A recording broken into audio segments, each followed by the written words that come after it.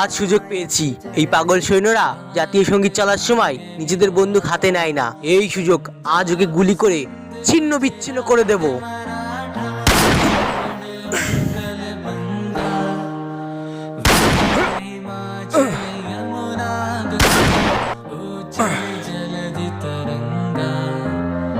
আরে ফৌজিকে 3টি গুলি করলাম, তাও ওর কিছু হলো না।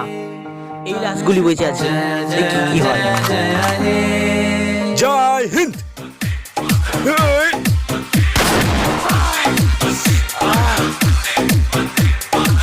কিরে শালা, আমাকে মারতে এসেছিলিস তাই না? চল কে কাকে মারে এবার দেখাচ্ছি।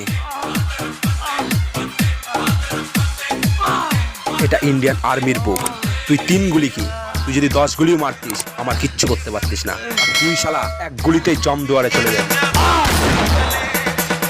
জয়